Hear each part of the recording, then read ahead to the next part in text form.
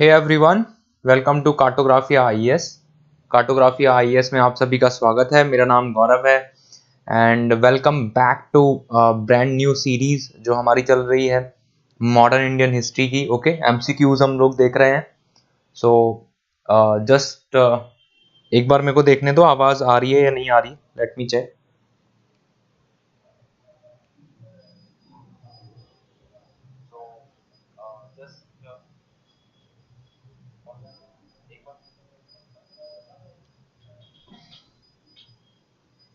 ठीक है, I think आवाज तो आ रही है ना। और शुरू करते हैं। हमारा जो सेशन है उसको स्टार्ट करते हैं। और कार्टोग्राफिया का आपको पता ही है कि हमारा एक मॉड्यूल चल रहा है जिसमें हम 5 अलग अलग चीज़ों को कवर कराते हैं। ठीक है, जिसमें हमारी OWC सीरीज होती है, ऑफिशियल वेबसाइट कवरेज। ठीक है, उसके बाद हम बुक टू मैप, जो बुक टू मैप हमारी टेक्नोलॉजी है, जो बुक टू मैप की हमारी अप्रोच है, उसके थ्रू हम चीज़ों को ज़्यादातर मैप पे रिप्रेजेंट करने की कोशिश करते हैं। और इसके साथ 1.5 साल का करंट अफेयर्स देते हैं। और हमारा जो नई अप्रोच है, आप उससे एक बार उससे जुड़िए। और ये जो हमारा मॉड्यूल है इसको हम बोलते हैं पंचअमृत। ठीक है, पंचअमृत 5 अमृतों से मिलकर बना हुआ है, जिसमें हम 30 क्वेश्चंस की रिटन गारंटी देते हैं। किसमें? यूपीएससी प्रीलिम्स में। ओके, सो गाइज आप लोग इसको खरीद सकते हैं हमारी ऑफिशियल वेबसाइट पे जाके। और बाकी हमारा जो सोशल मीडिया पे जो हमारे प्लेटफॉर्म्स हैं उनको भी आप सपोर्ट कर सकते हैं। सो जस्ट स्टार्ट करते हैं। सो हमारा आज का जो टॉपिक है वो है regional states, Punjab and Mysore. Okay, तो सबसे पहले बेसिक, वही जो हमारा हमेशा का बेसिक रहता है। और बेसिक क्या है? बेसिक में लास्ट हमने क्या देखा था? लास्ट हमने देखा था बंगाल, है ना। सो इंडिया में क्या हुआ था आपको पता ही है कि 4 टीमें बाहर से आई थी मैच खेलने।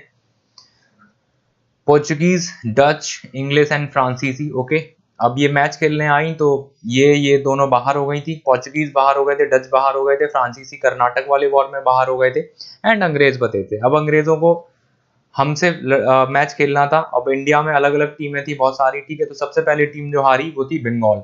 अब नंबर था किसका? मैसूर और पंजाब का। सो बहुत बेसिक पे चलते हैं। सबसे पहले स्टार्ट हम करते हैं। पहला क्वेश्चन क्या है? The kingdom of Ranjit Singh included. ठीक है, सो ये पंजाब की बात है। पंजाब के राजा हैं रंजीत सिंह। और अब हम पंजाब की थोड़ी सी बात करते हैं। पंजाब, सो जो पंजाब है, द लैंड ऑफ 5 रिवर। ठीक है, 5 नदियों का देश, 5 नदियों का समूह इनिशियली इसको बोला जाता था। 5 नदियां इस लैंड से होके गुजरती हैं। अब इसका फायदा क्या है 5 नदियां गुजरने से? ये है कि ये जो लैंड है वो बहुत फर्टाइल है। ठीक है, फर्टाइल का मतलब है कि यहाँ पे प्रॉस्पेरिटी रहेगी। ठीक है, जो भी बंदा यहाँ का शासक बनेगा वो अब जब फर्टाइल होगी तो वहां की इकोनॉमिक कंडीशन अच्छी होगी। इकोनॉमिक कंडीशन अच्छी होगी तो दैट मीन्स वो अपनी आर्मी को स्ट्रांग बना सकता होगा। ठीक है, तो सिखिज्म, अब भारत में उसी टाइम पे आप देखोगे कि 15th सेंचुरी में मुगल्स आएंगे। ठीक है, 1526 में बाबर अटैक करता है। और उसी टाइम पे आप देखोगे 1469 में आप देखोगे कि सिखिज्म स्टार्ट हो जाता है। और जो पहले गुरु होते हैं सिखों के, गुरु नानक साहब, उनका जन्म होता है 1669 में। ठीक है, तलवंडी नामक एक जगह है, वहां पे उनका जन्म होता है। और उसके बाद इनके बाद कई गुरु बनते चले जाएंगे। जैसे गुरु अंगद की बात करें, गुरु अमरदास, गुरु रामदास, गुरु अर्जुन देव, गुरु हरगोविंद, उसके बाद गुरु हरियार, गुरु हरि किशन तेग बहादुर, और लास्ट गुरु होंगे आपके गुरु गोविंद सिंह। तो अब पंजाब की थोड़ी सी हिस्ट्री जानते हैं कि कैसे शुरू होती है। सो ये जो गुरु हैं सिखिज्म को स्टार्ट करते हैं। सिखिज्म एक यहाँ पे रिलीजन बनता है, स्टार्ट होता है। और इसमें 10 गुरु होते हैं। ठीक है, सो गुरु नानक जो है इसके क्या है भाई? संस्थापक हैं, आप याद रखोगे। गुरु नानक जी कौन होते हैं? फाउंडर होते हैं सिखिज्म के। एंड इसके बाद आप देखोगे आपको मिलेंगे गुरु अंगद। ठीक है, देन इसके बाद आप देखोगे अमरदास।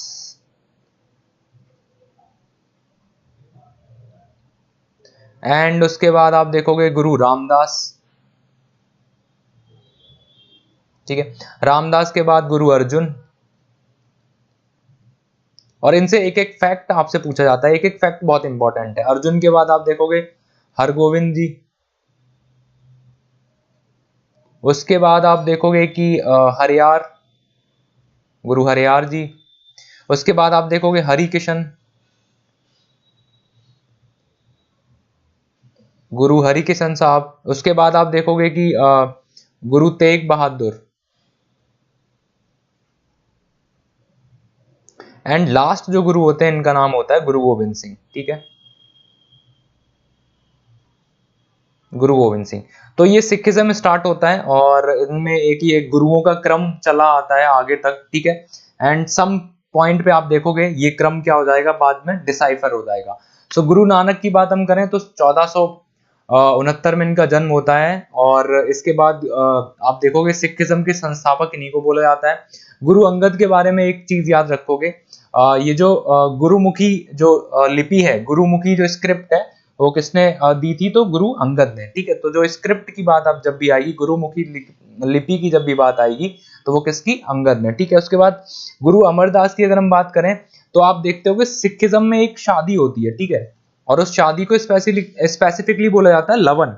ठीक है, तो वो जो लवन है, वो जो शादी करने की पद्धति है, वो जो पैटर्न है, वो किसने दिया था, गुरु अमरदास ने। गुरु रामदास बहुत इंपॉर्टेंट है, ये कई बार क्वेश्चन पूछा जाता है। सो जो गुरु रामदास है, इसी टाइम पे आप देखोगे कि भारत में आप Akbar, at the same time Akbar और रामदास एक ही टाइम पे कंटेम्पररी है एक दूसरे के।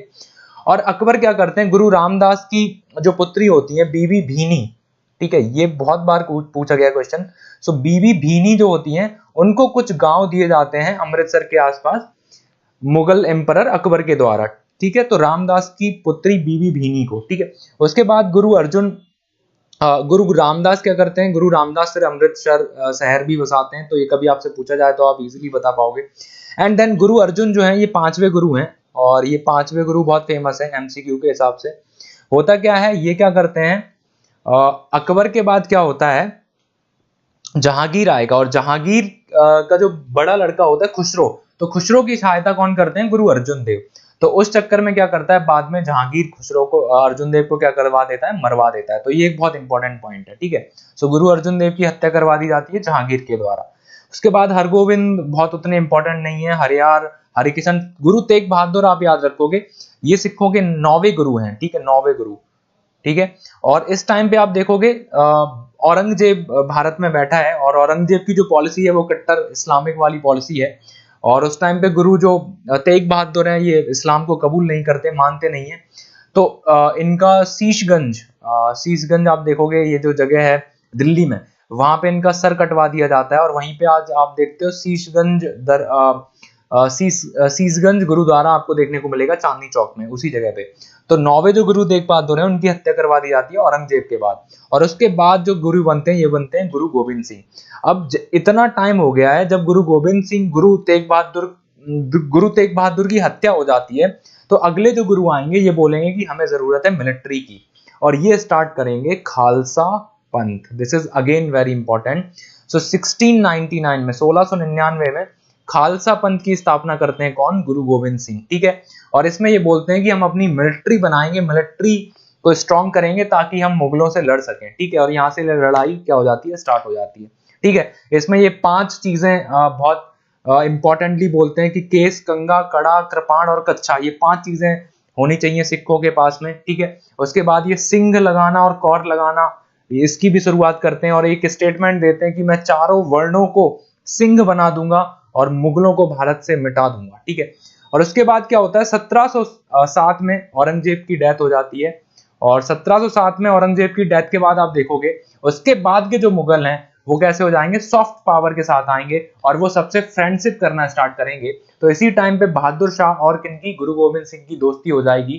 ठीक है, और इस दोस्ती के बाद गुरु गोविंद सिंह नांदेड़ जा रहे होंगे और नांदेड़ जब जा रहे होंगे तो बीच में नांदेड़ में, महाराष्ट्र में, इनकी हत्या करवा दी जाती है। ठीक है, सो अब क्या होता है, इनके जो एक शिष्य हैं, इनका नाम इंपॉर्टेंट है, याद रखोगे, इनके एक शिष्य हैं, इनका नाम है लक्ष्मण देव और यही बड़े होके बनते हैं बंदा बहादुर। ठीक है, अब ये क्या करते हैं, मुगलों से कुछ टाइम तक लड़ाई करेंगे और काफी करीब 8 से 10 साल तक ये लड़ते रहते हैं।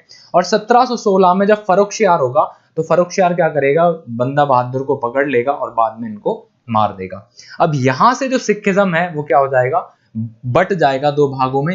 एक जो बंदा बहादुर को मानने वाले लोग हैं और एक जो कट्टरपंथी सिखिज्म है। ठीक है, ये यहां से डिवाइड हो जाएगा और इस डिवाइडेशन के बाद आप देखोगे कि आप देखोगे कि कपूर सिंह एक सूबेदार बनाए जाएंगे इस प्रांत में, खासकर मुगलों के द्वारा कपूर सिंह, ठीक है। और कपूर सिंह क्या करेंगे, इन दोनों को दोबारा से एक कर देंगे और यहां से ये बनाएंगे दल खालीसा, ठीक है। और ये दल खालीसा फिर क्या होगा, 12 मिसल में बट जाएगा और 12 मिसलों में से एक मिसल होगी, मिसल मतलब छोटे छोटे गांव में, और उसमें से एक मिसल होगी जिसका नाम होगा सुकचरिया मिसल, ठीक है। तो जो चरिया मिसल होगी, उस मिसल के जो उस मिसल से कौन होंगे, आपके महाराजा रंजीत सिंह, ठीक है। So the kingdom of Ranjit Singh included. अब इसके बाद थोड़ा सा और देखते हैं हम इस कहानी को। तो ये जो मिसल बनाई जा रही है, सुकर चकिया जो मिसल बनाई गई है, इन मिशन से अब निकलेंगे रंजीत सिंह। अब देखो रंजीत सिंह के पास ना बहुत चीजें थी। जब रंजीत सिंह आए तो उस टाइम पे आप देखो ये इंडिया है और रंजीत सिंह का ये एम्पायर होगा।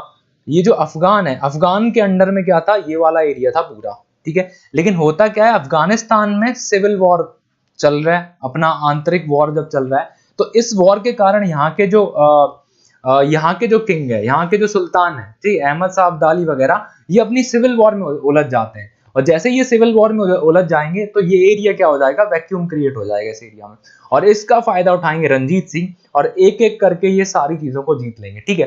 तो इनकी जो बाउंड्री होती है, खासकर यहां से आप देखोगे सतलज नदी गई हुई है, तो सतलज नदी के जितना भी वेस्ट में जितना भी एरिया है वो किसका हो जाएगा, वो हो जाएगा रंजीत सिंह का। अब ये एक एक करके कश्मीर, पेशावर, मुल्तान सब पे अपना कब्जा कर लेंगे, ठीक है।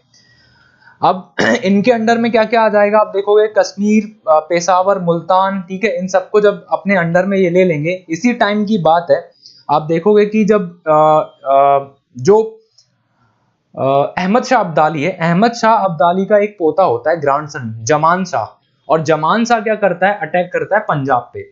और जब ये पंजाब पे जमान शाह अटैक करेगा, जमान शाह इंपॉर्टेंट नाम है, तो होता क्या है कि इसके टाइम पे फिर से सिविल वॉर स्टार्ट हो जाएगी अफगानिस्तान में। तो जैसे ही सिविल वॉर वापस स्टार्ट होगी तो ये वापस जाएगा अफगानिस्तान, लेकिन जब जाएगा तो चेनाब नदी के आसपास इसकी तोपें क्या हो जाएंगी, फंस जाएंगी। तो यहाँ पे रंजीत सिंह इसका फायदा उठाएंगे और रंजीत सिंह जमान शाह को बोलेंगे कि आप जाइए, युद्ध करिए अपने घर में जाके, और आपकी जो तोपें हैं उनको हम सुरक्षित पहुंचा देंगे आपके घर। अब यहीं से इन दोनों की दोस्ती स्टार्ट होती है और बाद में जो लाहौर है, लाहौर दे दिया जाएगा किसको, रंजीत सिंह को। और 1799 में रंजीत सिंह लाहौर को बनाएंगे अपनी कैपिटल, ठीक है। सो लाहौर से लेकर, पेशावर से लेकर और सतलुज नदी तक के बीच में जितना भी एरिया है ये रंजीत सिंह का होगा। कहां कहां से, तो इधर आप देखोगे अमृतसर, ठीक है, पीछे वेस्ट में आप देखोगे पेशावर, नॉर्थ में आप देखोगे श्रीनगर, और साउथ में आप चले जाओगे इसको बोलते हैं पंचनद, ठीक है। 5 नदी जहां पे मिल रही है, ये सब सिंधु नदी की टेरिटरी, ये पाकिस्तान में पड़ता है। तो ये जो एरिया है ये किसके अंडर में होगा, पूरा ये सारा एरिया हो जाएगा रंजीत सिंह के अंडर में, और इनकी कैपिटल हो जाएगी क्या, लाहौर, ठीक है, लाहौर। कब, 1799 में, ठीक है भाई। तो ये हमने थोड़ा सा पंजाब के बारे में देखा।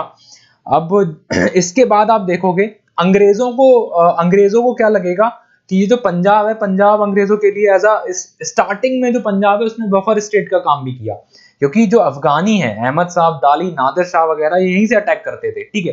तो यहाँ पे क्या है, जब रंजीत सिंह ने इतना बड़ा एम्पायर कर लिया तो बाद में फिर अंग्रेजों को ये लगा कि रंजीत सिंह अब अपना एक्सपेंशन ना करे, तो एक्सपेंशन ना करे इसके चक्कर में एक ट्रिटी हुई है रंजीत सिंह और अंग्रेजों के बीच में, ठीक है। और ये हुई थी 1809 में, ये याद रखोगे आप, ट्रिटी ऑफ अमृतसर। और ट्रिटी ऑफ अमृतसर में क्या हुआ था, बाउंड्रीज डिफाइन कर दी गई थी, ठीक है। और अंग्रेजों ने बोला कि सतलज नदी के जो वेस्ट में है वो आपका है और सतलज नदी के ईस्ट में आप आओगे नहीं, इधर हमारा है पूरा, ठीक है।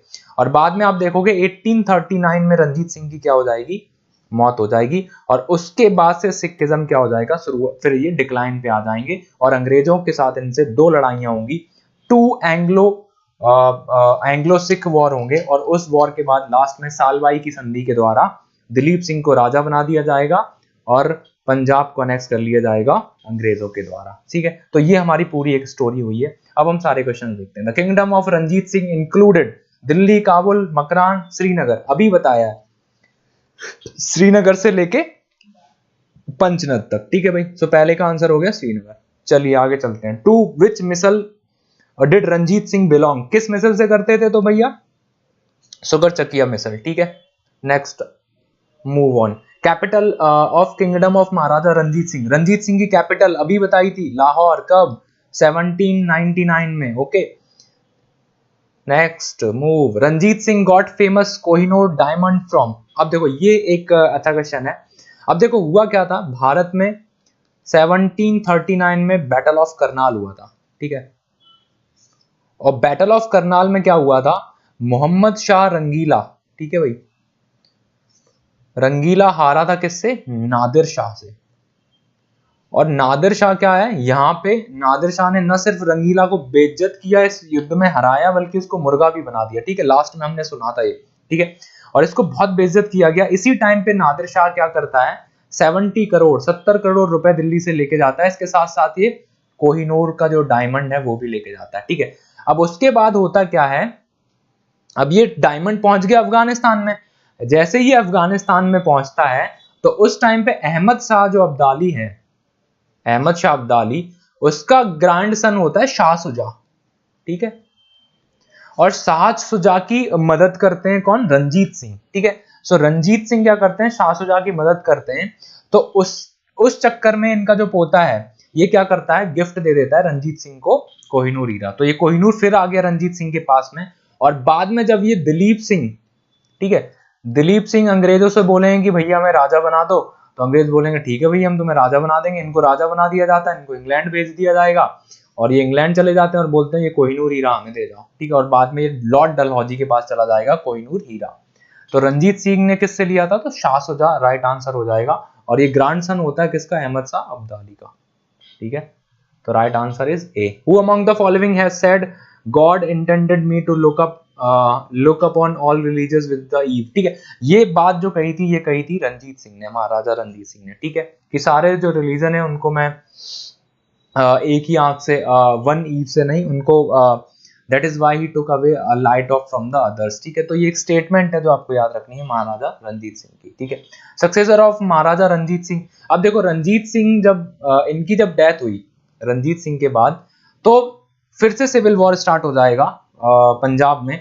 और खड़क सिंह जो है वो क्या बनेंगे इनके अगले, खड़क सिंह, ठीक है भाई, खड़क सिंह इनके सक्सेसर बनते हैं। और खड़क सिंह के बाद आप देखोगे शेर सिंह, और शेर सिंह के बाद बनेंगे दिलीप सिंह, ठीक है, दिलीप सिंह।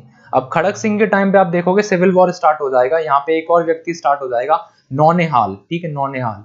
तो अभी आपके लिए याद रखना इतना ही सही है कि महाराजा रंजीत सिंह के बाद कौन बने थे? तो खड़क सिंह, ठीक है। So let's move on. Who was last king of Sikh empire, आखिरी किंग कौन थे? अभी बताया था मैंने, दिलीप सिंह थे। और इनको राजा बना दिया जाएगा, बाद में ये इंग्लैंड चले जाएंगे, ठीक है। और इंग्लैंड जब चले जाएंगे तो ये कोहिनूर किसको दे जाएंगे? लॉर्ड डलहौजी को, ठीक है, लॉर्ड डलहौजी को कोहिनूर देके चले जाते हैं।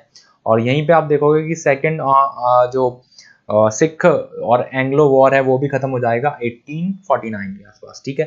तो ये जो पूरी कहानी है, ये पूरी हमने जो सिख वाली जो पूरी देखी है लॉर्ड डलहौजी तक, ठीक है। तो Dilip Singh was the last king. Which one of the following statement is correct about Dilip Singh, the ex-Maharaja of Punjab? He died in Paris on 23rd October 1893. Yes, this is the right answer, ठीक है। Then ये London से आपको पता ही है Paris निकल जाते हैं, और पेरिस में इनकी 1893 में क्या हो जाती है? मौत हो जाती है। So let's move on. Who among the following was not a member of a board of 3? अच्छा, ये एक बहुत अच्छा सवाल है, बोर्ड ऑफ 3। अब ये क्या हुआ था, जैसे ही पंजाब को अनेक्स किया गया, और पंजाब को अनेक्स करने के बाद हुआ क्या, जो दो वॉर हुई थी पंजाब को अनेक्स करने के लिए।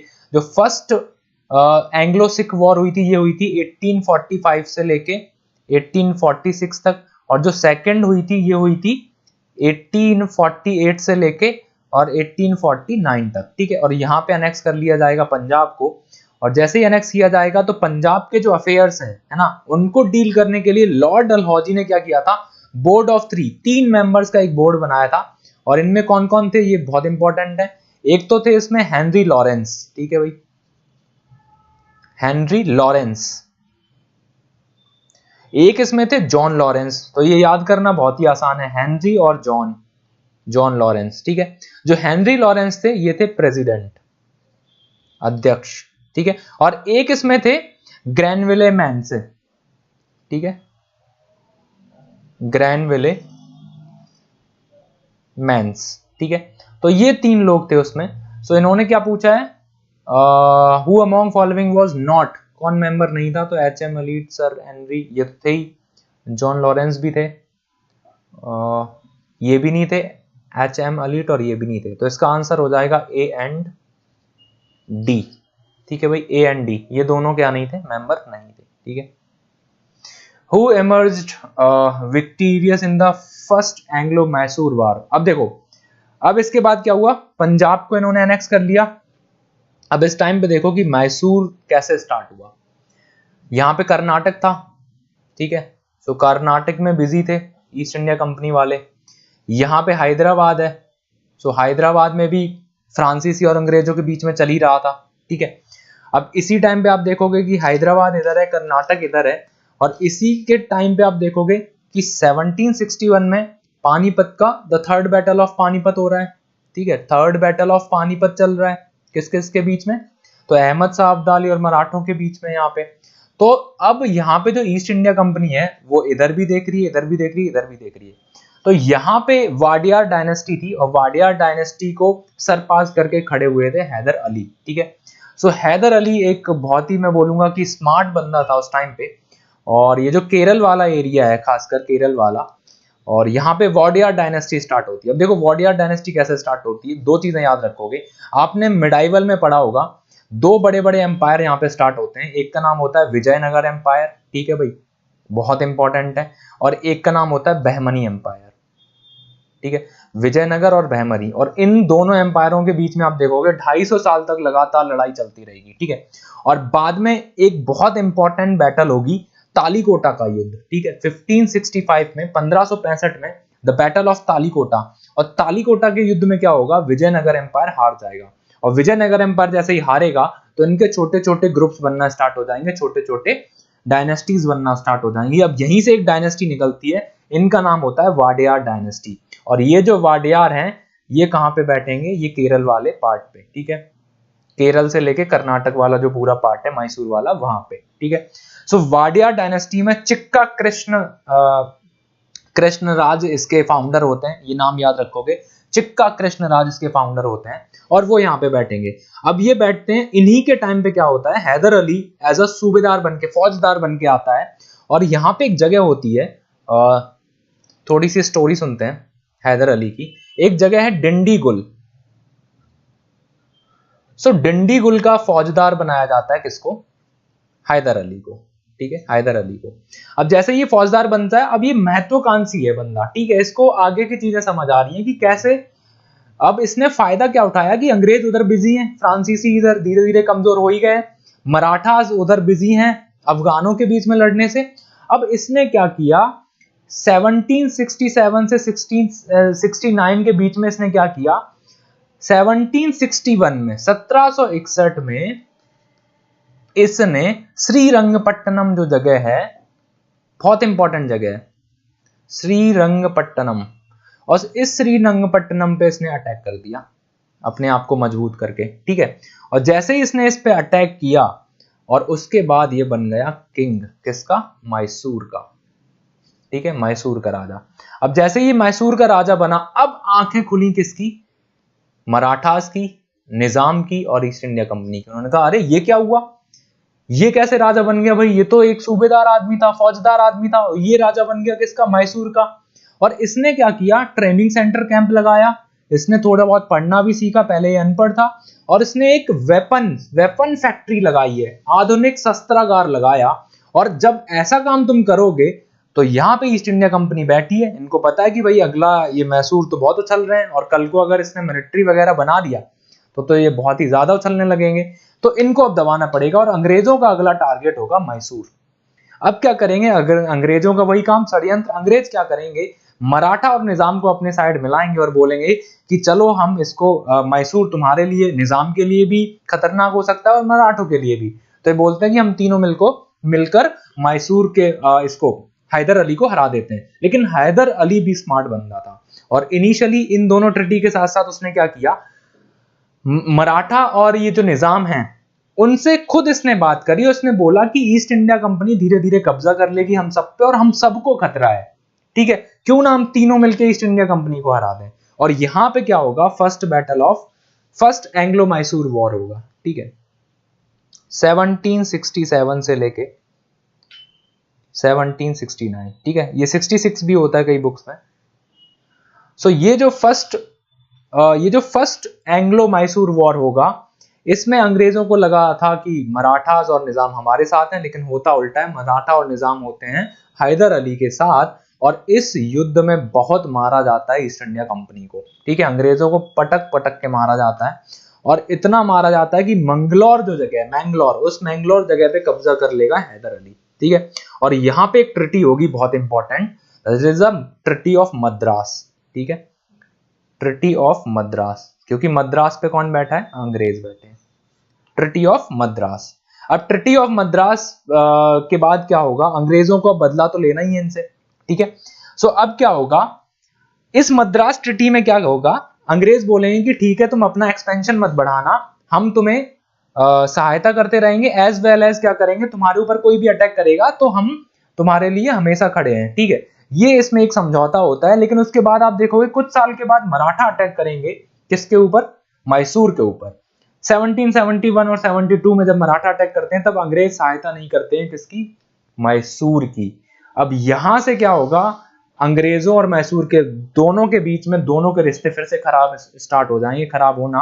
अब होगा ये कि माहे एक जगह है, ठीक है, माहे आप आज भी सुनते होंगे, ठीक है, पौंडीचेरी का पार्ट है, और माहे में क्या करेंगे, ईस्ट इंडिया कंपनी वाले ये कब्जा कर लेंगे। अब हैदर अली बोलेगा कि भैया ये जो माहे जगह है ये किसके अंडर आएगी, मैसूर के अंडर आएगी, और आप ऐसे कब्जा नहीं कर सकते हो। और इससे क्या होगा, दूसरा एंग्लो मैसूर वॉर स्टार्ट हो जाएगा यहां से, और यहां से स्टार्ट हो जाता है सेकंड एंग्लो मैसूर वॉर, ठीक है। तो सेकंड एंग्लो मैसूर वॉर जो स्टार्ट होगा 1780 से लेके और 1784 तक। अब इसमें अगेन क्या होगा, त्रिगुट बना लिया जाएगा हैदर अली के द्वारा, ठीक है, कौन कौन, मराठा, निजाम और हैदर अली, ये तीनों फिर से एक मिल जाएंगे, त्रिगुट बनाएंगे, और इस त्रिगुट बनाने के बाद ये क्या करेंगे, अंग्रेजों से लड़ना स्टार्ट करेंगे। लेकिन अब अंग्रेज बहुत चालाक है, पहले भी हार चुके हैं इस त्रिगुट से, तो अंग्रेज क्या करेंगे, मराठाओं से ये क्या कर लेंगे, सालवाई की संधि, ठीक है, बहुत इंपॉर्टेंट है, याद रखना। देखो ये डेट कितनी सही है, 1782 में सालवाई की संधि करी, मराठा अलग हो गए, उसके बाद निजामों से एक ट्रीटी कर ली, निजामों को अलग कर दिया, अब अकेले रह गए कौन, मैसूर, और अकेले जब मैसूर बच गए, अब इनकी ताकत कमजोर हो गई, और अब अंग्रेजों ने अटैक किया मैसूर पे, और इस अटैक के बाद धीरे धीरे क्या होता है, लास्ट में हैदर अली की हो जाएगी डेथ, और इस युद्ध को जीत जाएंगे अंग्रेज, ठीक है। हालांकि इसमें अंग्रेजों का नुकसान बहुत हुआ था इस युद्ध में, ठीक है। अब क्या होगा, आयरकुट जो होता है वो अंग्रेजी सेना का यहाँ पे नेतृत्व कर रहा होता है। ये क्वेश्चन आपसे पूछा जाता है कि कौन लीड कर रहा था इंग्लिश आर्मी को, इंग्लिश, तो वो कर रहा था आयरकुट, ठीक है। सो अब क्या होगा, अब इन दोनों लड़ाइयों के बाद हैदर अली की डेथ हो जाएगी, और यहाँ पे आएगा टीपू सुल्तान, और बाप का, भाई का, सबका बदला लेगा तुम्हारा टीपू सुल्तान। अब बदला लेगा तो दो लड़ाइयां टीपू सुल्तान भी लड़ेगा। सो दो वॉर होंगी किस किस के बीच में, यहां पे लिखते हैं हम। अब आएगा टीपू सुल्तान, ठीक है, स्मार्ट बंदा, यूथ, ठीक है, यंग है तो उत्साह है, कॉन्फिडेंट है तो ये लड़ाइयां लड़ेगा, ऑब्वियस सी बात है। अब होगा क्या, ये जो सेकंड वाला जो बैटल था, सेकंड वाली जो एंग्लो और मैसूर बैटल थी, उसमें एक ट्रीटी हुई थी, मैंगलोर की ट्रीटी, और उस ट्रीटी के बाद क्या हुआ था, दोनों के बीच में सेटलमेंट हो गया, अंग्रेजों और मैसूर के बीच में। लेकिन टीपू सुल्तान जैसे ही आएगा, सो टीपू सुल्तान क्या करेगा, एक जगह है ट्रावनकोर, ये इंपॉर्टेंट है, ट्रावनकोर। तो ये ट्रावनकोर जो जगह है ये डचों के अंडर थी पहले, ठीक है, डच के अंडर। तो होता क्या है, ट्रावनकोर पे अधिकार कर लेता है कौन, ईस्ट इंडिया कंपनी। तो अब टीपू सुल्तान ये बोलेगा कि ट्रावनकोर ये जगह है ये मैसूर को बिलोंग करती है, आप इसको खरीद नहीं सकते हो, ठीक है। अब होगा क्या, ट्रावनकोर पे अटैक कर देगा टीपू सुल्तान, ठीक है, और यहीं से ये स्टार्ट हो जाएगा थर्ड एंग्लो वॉर, ठीक है। और थर्ड एंग्लो वॉर जो स्टार्ट होगा ये होगा 1790 से लेके 1792 तक, ठीक है। अब इस वॉर का जो इम्पैक्ट पड़ेगा, इस वॉर में क्या होगा, अगेन मराठा, निजाम और ईस्ट इंडिया कंपनी तीनों एक साथ होंगे इस वॉर में, और तीनों टीपू सुल्तान को क्या करेंगे, हराने की कोशिश करेंगे, इवन हरा भी देते हैं, ठीक है। और तीनों जब टीपू सुल्तान को हरा देंगे तो यहाँ पे एक ट्रिटी साइन होगी, ये बहुत इंपॉर्टेंट ट्रिटी है, ट्रिटी ऑफ रंगपट्टनम, ठीक है, ट्रिटी ऑफ श्री रंगपट्टनम, ठीक है। अब इस ट्रिटी में क्या होगा, ये जो मैसूर का पार्ट है ये आधा दे दिया जाएगा किसको, ईस्ट इंडिया कंपनी, मराठा और निजाम को। तो इसमें इधर वाला पार्ट मराठा का हो जाएगा, ये निजाम का, और इधर वाला ईस्ट इंडिया कंपनी का, और आधा जो बचा है ये किसके अंडर में है, ये टीपू सुल्तान के अंडर में। इसके साथ साथ हरजाना भी देना पड़ेगा आपको 3 करोड़ रुपए, ठीक है। अब इसके बाद टीपू सुल्तान क्या करेगा, फॉरेन अफेयर, बाहर से मदद लेना स्टार्ट करेगा। जब भी आपके ऊपर हरजाना लगता है, चाहे फिर वो सेकेंड वर्ल्ड वॉर की बात हम करें, फर्स्ट वर्ल्ड वॉर में वर्साई का जो ट्रीटी हुआ था, उसके बाद जर्मनी के ऊपर बहुत सारा हरजाना लिया था, देन सेकेंड वर्ल्ड वॉर हुआ, यहाँ पे भी आप हरजाना ले रहे हो तो लड़ाई तो होनी है। अब ये क्या करेगा, फॉरेन अफेयर बढ़ाएगा, और इसी टाइम पे आप देखोगे कि बहुत ज्यादा इन्फ्लुएंस इसका हो जाता है। 1879 में क्या चल रहा है, फ्रेंच रिवॉल्यूशन चल रहा है, ठीक है। और फ्रेंच रिवॉल्यूशन को देखते हुए फॉरेन, मॉरिशस, काबुल, वहां से क्या करेगा, मिलिट्री का असिस्टेंट लेगा, उसके साथ साथ ये वहां की सिटीजनशिप भी ले लेता है, फ्रांस की, ठीक है। सिटीजनशिप लेने के बाद ये फ्रेंच रिवॉल्यूशन का एक मेंबर भी बनता है, वहां का एक जो क्लब होता है उस क्लब का मेंबर बनता है ये, ठीक है। और इसके साथ साथ आजादी का एक पेड़ भी लगाता है मैसूर में, और इसके बाद स्टार्ट होता है एक और वॉर, और लास्ट में एक लड़ाई लड़ेगा 1799 में, ठीक है। ये होगी आपकी चौथी एंग्लो मैसूर वॉर, और चौथी जो एंग्लो मैसूर वॉर होगी इसमें टीपू सुल्तान मारा जाएगा और यहां से अनेक्स कर लिया जाएगा किसको, मैसूर को, और दोबारा से वाडिया डायनेस्टी को इस पे क्या कर दिया जाएगा, उनको बैठा दिया जाएगा और उनसे कर दिया जाएगा सब्सिडरी अलायंस। ओके, तो अब चलते हैं सवालों पे, कहां पे थे हम, यस। तो who emerge victorious in the Anglo Mysore war, ठीक है। तो बताओ आपकी कौन इस वॉर में जीता था, पहला वाला जो था इसमें जीता था हैदर अली, ठीक है। और ट्रिटी हुई थी कौन सी, ट्रिटी ऑफ मद्रास, ठीक है। चलिए भाई, British general who defeated and beat Hyder Ali in war of Portonovo. ये जो पोर्टोनोवा का जो वॉर हुआ था, पोर्टोनोवा को जो वॉर हुआ था, एक सेकेंड, यस, पोर्टोनोवा का जो वॉर हुआ था इसमें किसने हराया था, तो अभी मैंने बताया था कि आयरकोट है ना, आयरकोट वहां पे क्या था, अंग्रेजी सेना का नेतृत्व कर रहा था, और इसने टीपू सुल्तान को, वो हैदर अली को हराया था इस लड़ाई में, ठीक है। तो इसका ये answer, Tipu Sultan setup his capital eight, तो श्रीरंगपट्टनम में इसने अपना क्या बनाया था, कैपिटल बनाया था, ठीक है।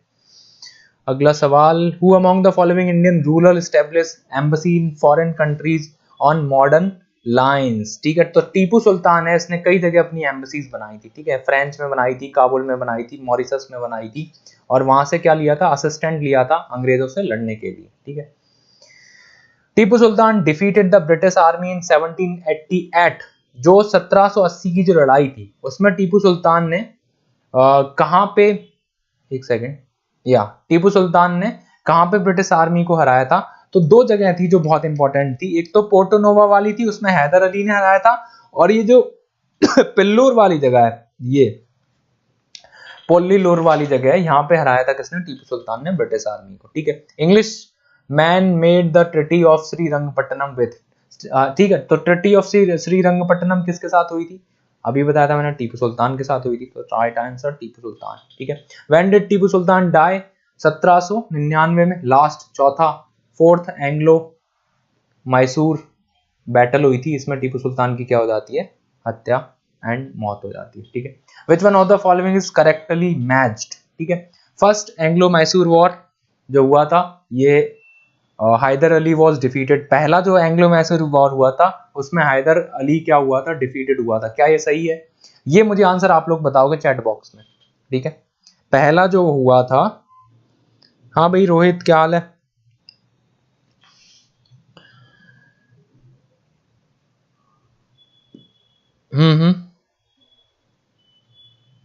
तो second Anglo Mysore war, Hyder Ali defeated the British, ठीक है।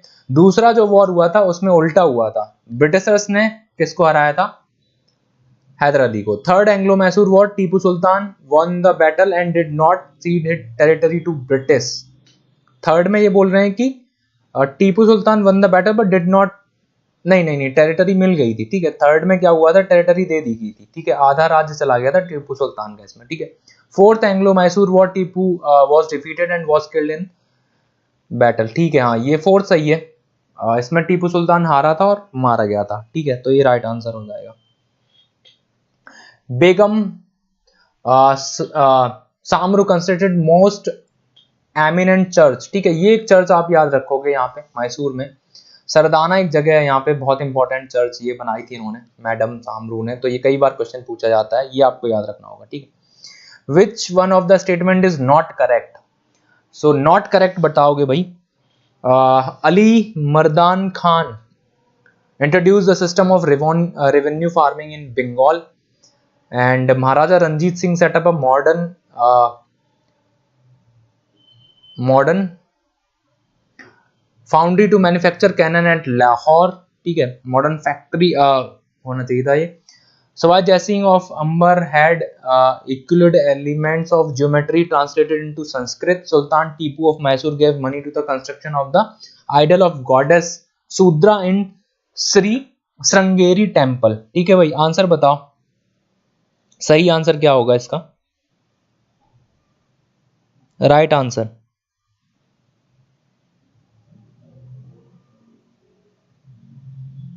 20 सेकंड है आपके पास, अगर आप हो तो आंसर बताओ एक बार जल्दी से।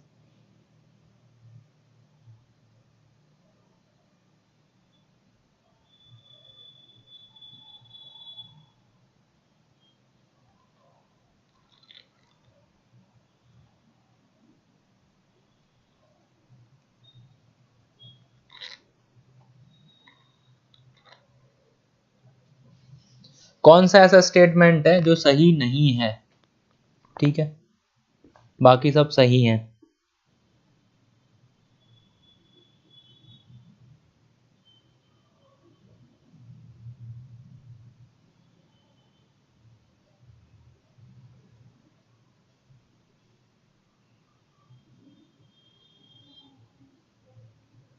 ठीक है, सो चलो आपका टाइम खत्म हो गया, मुझे नहीं लग रहा कोई आंसर दे रहा है। सो ये काफी अच्छा सवाल है, इसमें देखो है क्या, ये जो Ali Mardan Khan introduce the system of revenue farming in Bengal, ये बिल्कुल गलत है। अली मर्दान खान नहीं, ये मुर्शीद कुली खान, ठीक है, कल हम पढ़ रहे थे, मुर्शीद कुली खान जो है इसने इंट्रोड्यूस किया था ये जो रेवेन्यू फार्मिंग इन बंगाल, ठीक है। Maharaja Ranjit Singh set up modern manufacturing cannon at Lahore, ये बिल्कुल सही बात है। और सवाई जो जयसिंह थे, ठीक है, इन्होंने यूक्लिड के जो एलिमेंट्स हैं इनको यूज किया था, और इन्होंने आपको पता ही होगा 4 जगह इन्होंने प्रयोगशालाएं बनवाई थी, ठीक है, जयपुर, दिल्ली, उज्जैन और बनारस, बहुत इंपॉर्टेंट है, ठीक है, जयपुर, दिल्ली, उज्जैन और बनारस, ठीक है। सो 4 जगह इन्होंने ये बनवाया था, और संस्कृत में इन्होंने ट्रांसलेट भी किया था। And Sultan Tipu of Mysore gave money to construction of idol of goddess शुद्रा, यस, ठीक है, ये बिल्कुल सही स्टेटमेंट है। So next question, consider the following statement, in the third battle of Panipat Ahmad Shah Abdali defeated Ibrahim Lodi. सवाल ही नहीं है, थर्ड बैटल ऑफ पानीपत कब हुआ? 1761 में। तो 1761 में इब्राहिम लोदी कहां से होगा? बिल्कुल भी गलत है। Tipu Sultan was killed in the third Anglo Mysore war, अगर थर्ड में ही टीपू सुल्तान मारा जाता तो फोर्थ कौन करता? ठीक है, तो लॉजिकली ये भी गलत हुआ, थर्ड में नहीं। Mir Jafar entered in conspiracy with the English for the defeat of Nawab Siraj Uddaula in the battle of Plassey, yes, this is the right answer. ये कल हमने डिस्कस भी किया था कि मीर जाफर जो है इसने कॉन्स्पिरेसी, मैंने बोला था कि विभीषण, इसने पूछे थे कौन विभीषण है, तो सबसे पहला विभीषण बना था मीर जाफर, तो इसका सही आंसर हो जाएगा only 3 is the right answer, ठीक है। सो आज हमने मैसूर एंड पंजाब खत्म किया है, और इसी तरह आप बने रहिए सीरीज के साथ। अगर आपको अच्छी लगती हो तो लाइक, कमेंट एंड शेयर करिए, बाकी जुड़े रहिए कार्टोग्राफिया के साथ। थैंक यू, धन्यवाद।